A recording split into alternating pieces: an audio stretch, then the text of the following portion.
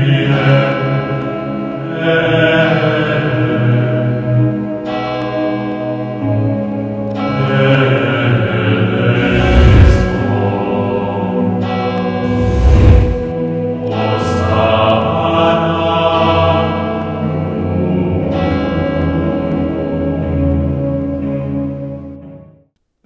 పుత్ర పవిత్రాత్మ నామమున. లూకా శుభవార్త 18వ అధ్యాయము 35వ వచనము నుండి 43వ వచనం వరకు. లూకా శుభవార్త 18వ అధ్యాయము 35వ వచనము నుండి 43వ వచనం వరకు. యేసు యెరికో పట్టణమును సమీపించుచుండగా త్రోవ ప్రక్కన ఒక గ్రుడ్డివాడు కూర్చుండి భిక్షము అడుగుకొనుచు ఉండెను. వాడు ప్రజలు గుంపులు గుంపులుగా నడుచున్నప్పుడు విని విశేషమేమి అని అడిగెను.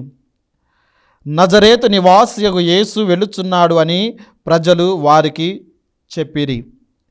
అంతటా వాడు, యేసు దావీదు కుమారా, నన్ను కరుణింపుము అని కేకలు వేసెను. ముందు నడుచు ప్రజలు వానిని ఊరకుండమని కసురుకొనిరి. వాడు ఇంకను బిగ్గరగా, దావీదు కుమారా, నన్ను కరుణింపుము అని కేకలు పెట్టసాగెను. యేసు నిలచి వానిని తన వద్దకు తీసుకురమ్మని ఆజ్ఞాపించెను. వాడు దగ్గరికి రాగానే యేసు వానితో, నేను నీకేమి చేయగోరుదువు అని అడిగెను. ప్రభు, నాకు దృష్టి దానము చేయుడు అని వాడు బదులు పలికెను. అట్లే నీ చూపును పొందుము, నీ విశ్వాసము నిన్ను స్వస్థపరచినది అని యేసు పలికెను. ఆ క్షణమే వాడు దృష్టిని పొంది దేవునిని పొగడచు ఆయనను అనుసరించెను. ఇది చూచిన ప్రజలందరూ దేవుడిని స్తుతించిరి.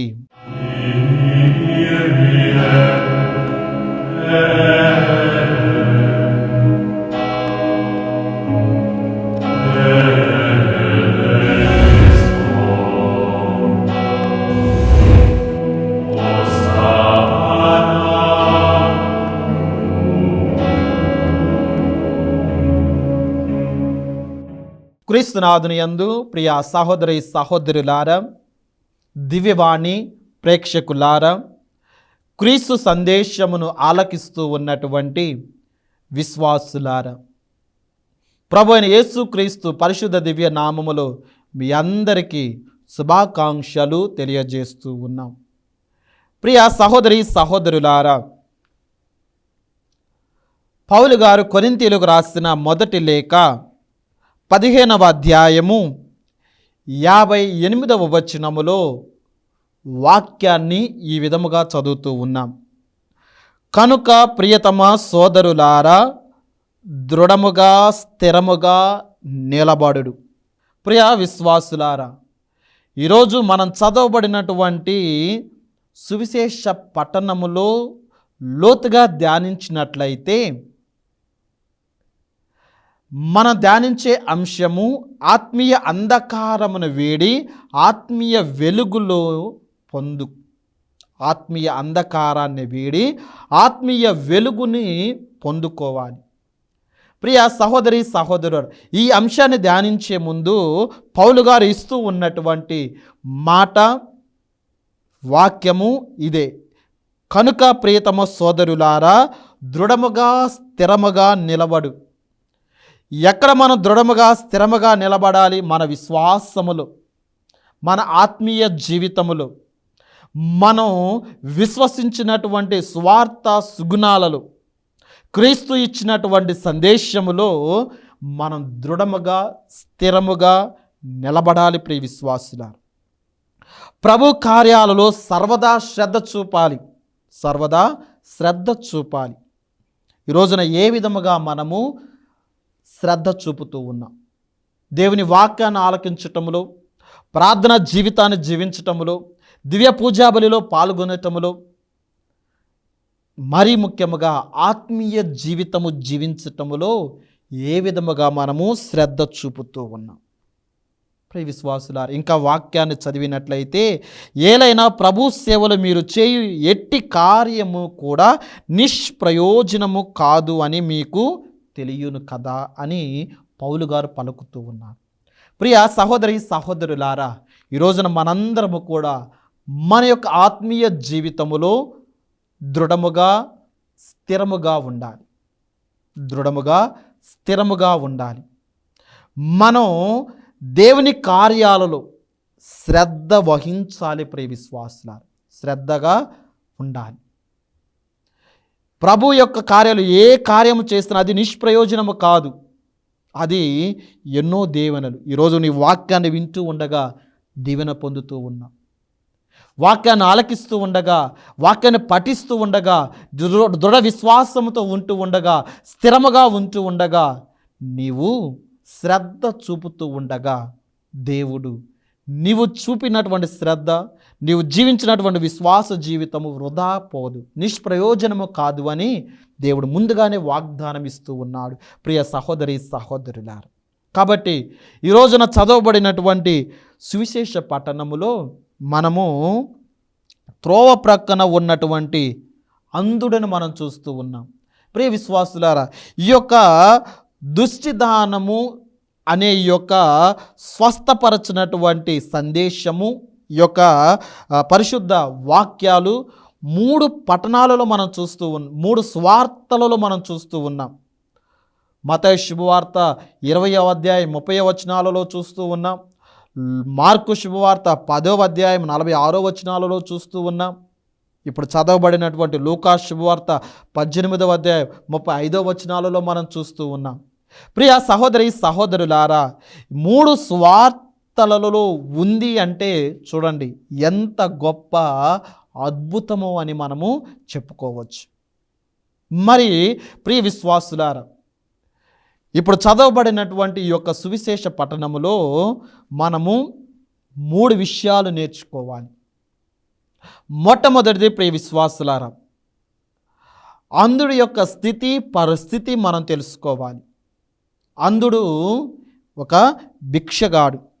యేసు యెరికో పట్టణమును సమీపించుచుండగా త్రోవ ప్రక్కన కూర్చున్నటువంటి ఈ గుడ్డివాడు వచ్చే పోయే వారి దగ్గర భిక్షాటన చేస్తూ ఉన్నటువంటి వ్యక్తి, రోడ్డు ప్రక్కన కూర్చొని భిక్షాటన చేస్తూ ఉన్నటువంటి వ్యక్తి. ప్రియులారా, మరి ఆయన జీవనం జీవించటానికి అంధుడు కాబట్టి ఆయన జీవనోపాధికి ఇదిగో ఈ యొక్క భిక్షాన్ని ఆయన భిక్షమెత్తుకుంటూ జీవిస్తూ ఉన్నాడు. చూడండి ప్రియులారా, ఆయన శారీరకముగా అంధుడై ఉంటూ ఉన్నాడు. అంధుడుగా ఉండటము ఎంత కష్టమో అది వర్ణించలేం. మన జీవితాలలో మన యొక్క ఉన్నటువంటి ప్రస్తుత సమాజంలో 1 నిమిషము కరెంటు పోతేనే తట్టుకోలేం. ముఖ్యంగా రాత్రి వేళలో 1 నిమిషం కరెంటు పోతే, 1 సెకండ్ కరెంటు పోతే తట్టుకోలేం ప్రియులారా. ఆ కరెంటు వారిని ఇష్టం వచ్చినట్లు అరుస్తూ ఉంటాం. కారణం చీకటిలో ఉండలేము ప్రియులారా, ఆ బాధ వర్ణించలేనిది. మరి అటువంటిది ఈ యొక్క గుడ్డివాడు అంధుడు కూడా ఆయన జీవిత స్థితి పరిస్థితి వర్ణించలేనిది ప్రియులారా. ఆయన ఇతరుల మీద ఆధారపడి జీవించాలి. ఏ పని చేయాలన్నా కానీ ఎవరో ఒకరు తోడుగా ఉండాలి, ఎవరో ఒకరు నడిపించాలి. ఇతరులు ఇచ్చే ఆ యొక్క భిక్షమ మీదే ఆధారపడి జీవించాలి. మరి కొంతమంది ఆ అంధులను కూడా మోసం చేసేవాళ్ళు ఉంటారు. ఈ విధముగా ఆ అంధుడి యొక్క జీవితము వర్ణించలేనిది ప్రియులారా. మరి ఈయన శారీరకముగానే అంధుడై ఉంటూ ఉన్నాడు. మరి మనము ఆత్మీయ జీవితములో బహుశా అంధులుగా ఉంటూ ఉండవచ్చు. ఏ విధముగానైతే ఈ రోడ్డు ప్రక్కన ఉన్నటువంటి భిక్షగాడు గుడ్డివాడిగా అంధుడిగా ఉంటూ ఉన్నాడో, మనము కూడా ఆత్మీయ అంధకారములో జీవిస్తూ ఉండవచ్చు ప్రియులారా. మనం శారీరకంగా చూపు కలిగిన వారమే, శారీరకంగా దృష్టి కలిగిన వారమే, కానీ ఆత్మీయ దృష్టి ఏ విధముగా ఉంటూ ఉన్నది అని ఈ రోజున మనము ఆత్మ పరిశీలన చేసుకోవాలి.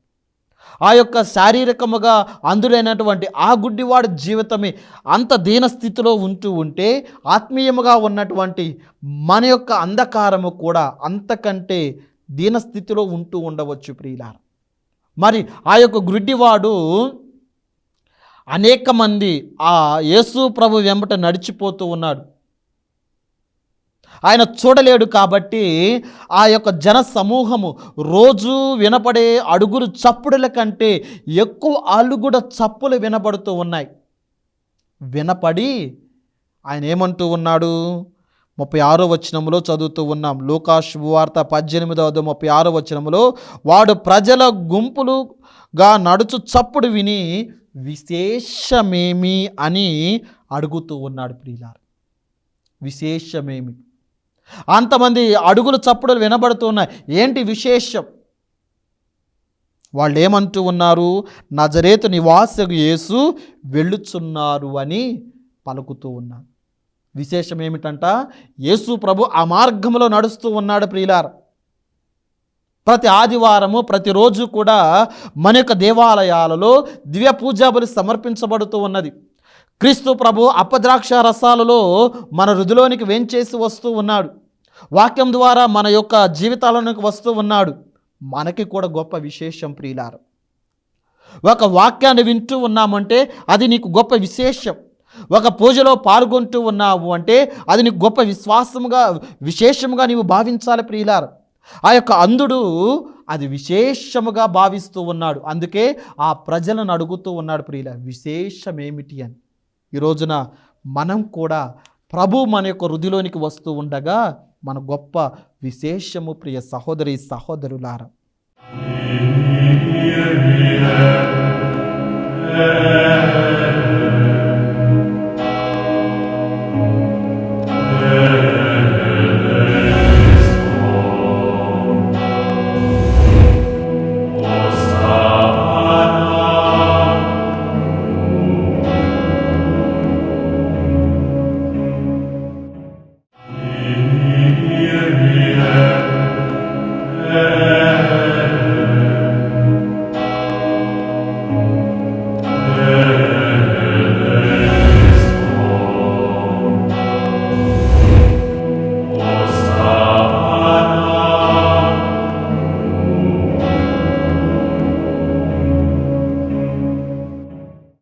మరి వారు అంటూ ఉన్నారు, ఏమని అంటూ ఉన్నారు?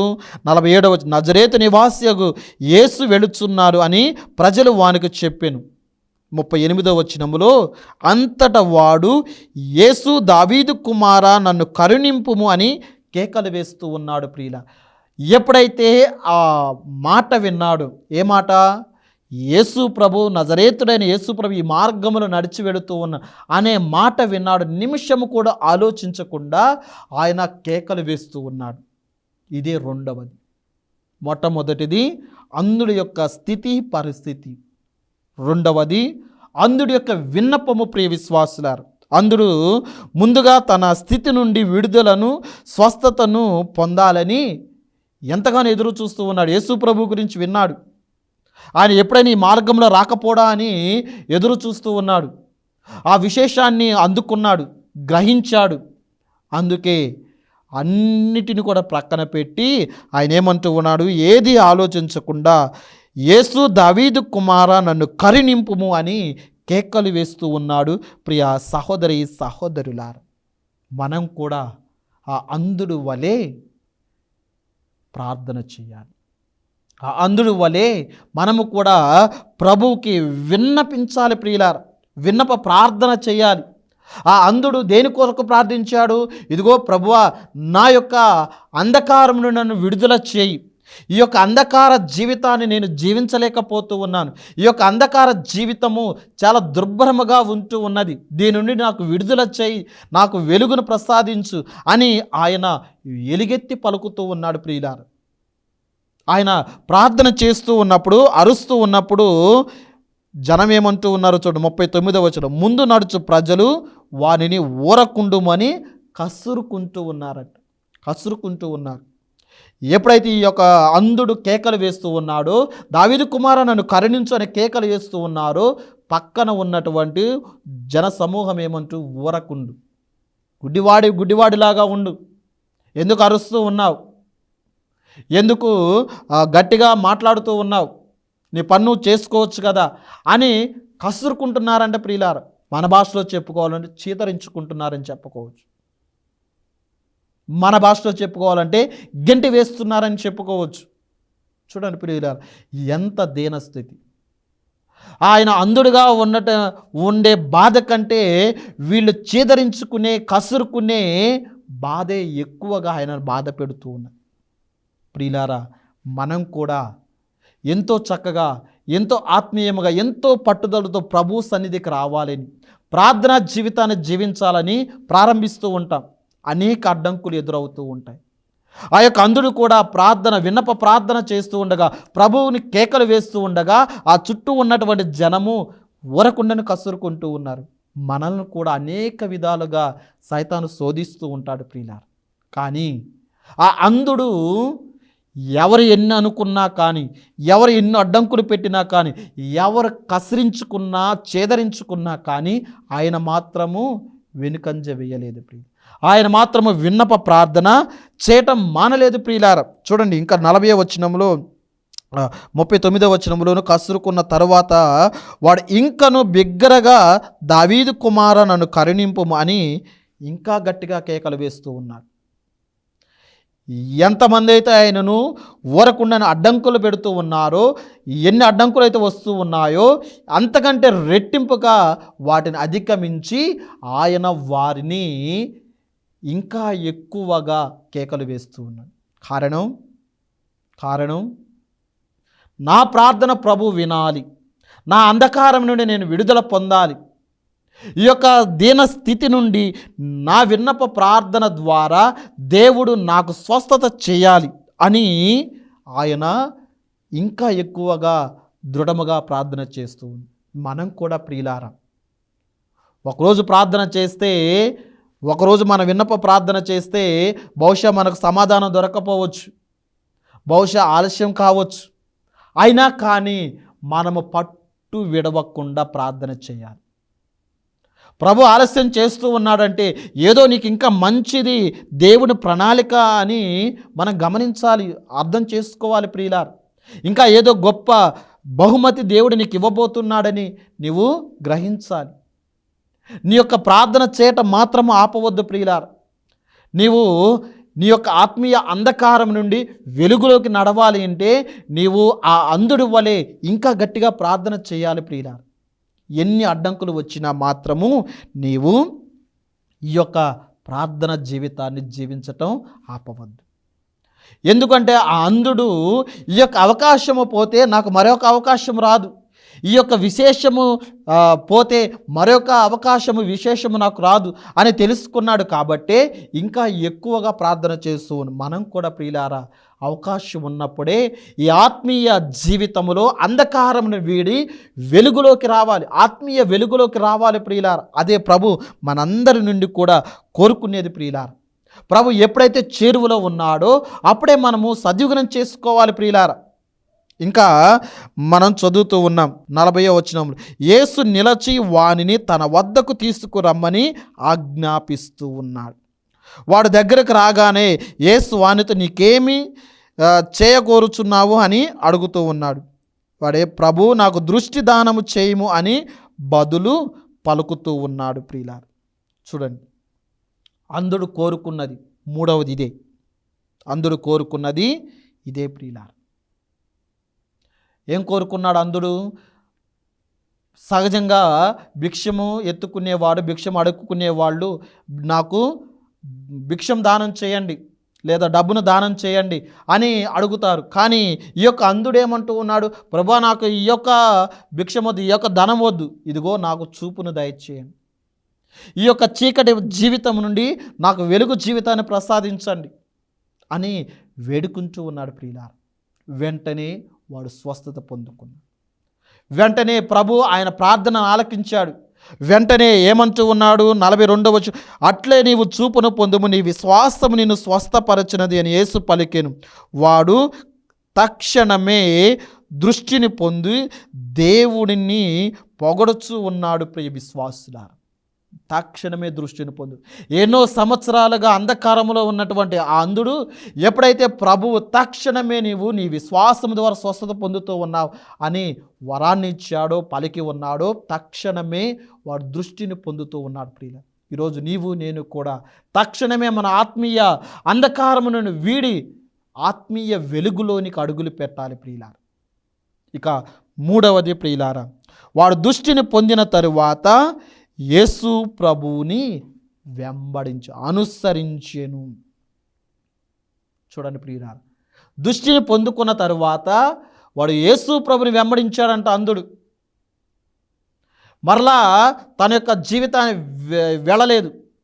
మరలా అదే స్థలంలో కూర్చొని భిక్షాటన చేయటం లేదు. ఏం చేస్తూ ఉన్నాడు? ప్రభుకి సాక్షిగా ఉంటూ ఉన్నాడు. ఆ ప్రభువుని అనుసరిస్తూ ఉన్నాడు. అయ్యా, ఇదిగో ఈ యొక్క చీకటి జీవితము నాకొద్దు, ఈ యొక్క దుర్భరమైన జీవితము నాకొద్దు, నేను నిన్ను అనుసరిస్తాను. ఇదిగో ఈ యొక్క జీవితం నీవు నాకు ప్రసాదించినది, ఈ యొక్క వెలుగు నీవు నాకు ప్రసాదించినది, కాబట్టి నేను నిన్నే అనుసరిస్తాను అని అప్పటి నుండి కూడా ప్రియ విశ్వాసులారా ఆ అంధుడు దృష్టిని పొందుకొని ప్రభువుని వెంబడించాడు. ఈరోజు నీవు నేను కూడా ఆత్మీయ అంధకారమును వీడి ఆత్మీయ వెలుగును పొందుకొని ప్రభువుని వెంబడించాలి. ప్రభుకి సాక్షులుగా మనం జీవించాలి ప్రియులారా. మరి ఇదంతా గమనిస్తూ ఉన్నటువంటి ఆ చుట్టుపక్కల ఉన్నటువంటి జన సమూహము ఏం చేస్తూ ఉన్నారు? వాక్యం చివరలో చదువు, ఇది చూచిన ప్రజలందరూ దేవుణ్ణి స్తుతిస్తూ ఉన్నారు. ఆ యొక్క గొప్ప అద్భుతాన్ని చూచి ఆ ప్రజలందరూ కూడా దేవుణ్ణి స్తుతిస్తూ ఉన్నారంట ప్రియులారా. మరి ఈ రోజున నీవు నేను కూడా దేవుని స్తుతించాలి. ముఖ్యంగా మన ఆత్మీయ అంధకారమును వీడి ఆత్మీయ వెలుగులోకి వస్తూ ఉన్నటువంటి నీవు నేను కూడా దేవుణ్ణి స్తుతించాలి ప్రియ సహోదరులారా.